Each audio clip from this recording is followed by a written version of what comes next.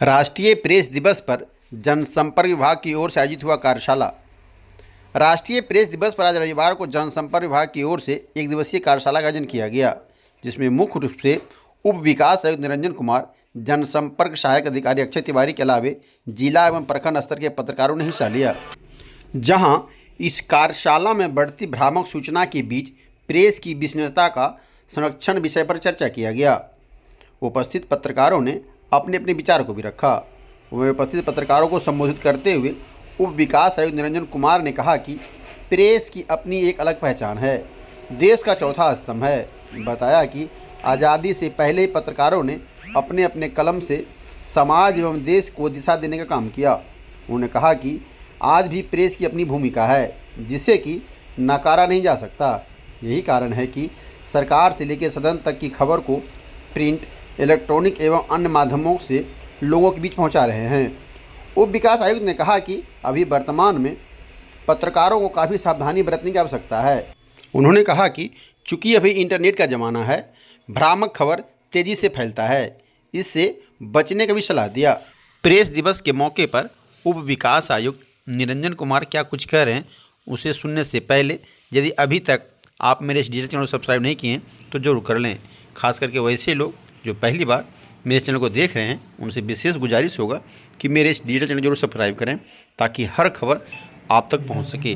और हाँ, अपनी प्रतिक्रिया एवं सुझाव देकर हमें सहयोग करें। लीजिए उप विकास आयुक्त क्या कुछ कह रहे हैं, उनसे ज़रूर सुनिए। धन्यवाद। कार्यालय के APRO अक्षय जी और सभी पत्रकार बंधु, आप सबों का प्रेस दिवस में स्वागत है। जहाँ तक प्रेस की बात है, भारत का चौथा स्तंभ माना जा रहा है। भारत ही नहीं बल्कि पूरे विश्व में प्रेस का महत्व पहले भी था, आज भी है और भविष्य में ही रहेगा।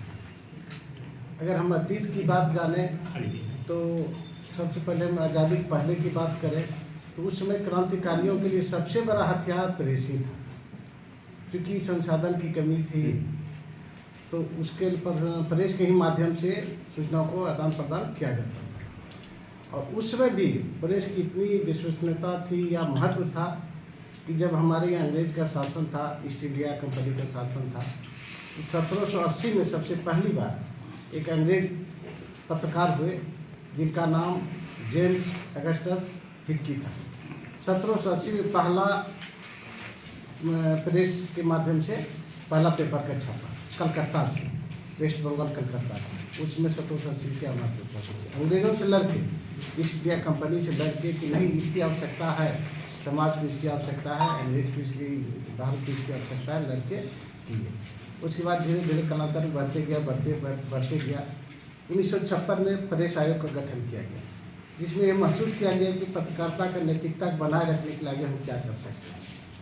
उसके बाद जब देश आज़ाद हुआ, हमारे प्रधानमंत्री बने पंडित जवाहरलाल नेहरू, उनकी प्रबल इच्छा थी कि प्रेस को हम आज़ादी दें, लेकिन उसमें देश की ऐसी स्थिति थी, आर्थिक स्थिति उतना संपन्न नहीं था, जो नहीं कर पाए।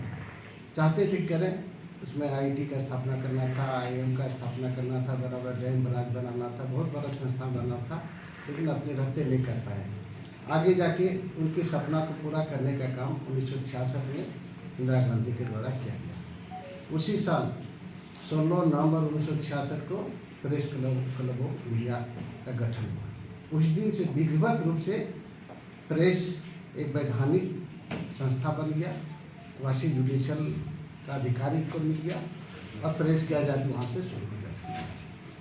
आगे चल के जब हम लोग सोचते कहते हैं कि चार स्तंभ विधायिका, कार्यपालिका, न्यायपालिका, चौथा स्तंभ प्रेस का हो जाता है। तो प्रेस का महत्व पहले भी था, आज भी है, और हम लोग चाहेंगे प्रेस अपना इम्पोर्टेंस को बनाए रखे, ताकि शासन प्रशासन के बीच जो है, समाज के बीच जो है, खाई उत्पन्न ना हो, कहीं कम्युनिकेशन गैप ना हो।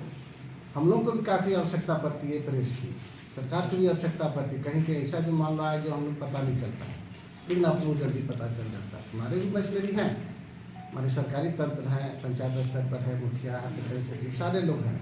सबका अपना, जितने भी विभाग है, सबका अपना अपना मशीनरी फील्ड स्तर पर, चाहे फॉरेस्ट की बात करें या PW, जिसकी भी बात करें, अपना अपनी मशीनरी है। लेकिन फिर भी कहीं पे चूक हो जाती है या समय अभाव के चलते नहीं हो पाता है। आप लोग वहाँ पहुँचते हैं, और उसको सामने लाते प्रशासन के सामने, हम लोग त्वरित कार्रवाई करते हैं और प्रशासन मिलकर समाज का जो भी समस्या है उसका हम लोग समाधान करते हैं। तो आगे भी हम लोग आप लोगों से चाहेंगे इसी तरह आप लोग कदम से कदम मिला के चलें। हम भी आप लोगों के साथ हैं, आप भी हम लोगों के साथ हैं, ताकि इस तरह से समाज का विकास हो, राज्य का विकास हो और देश का विकास हो सके।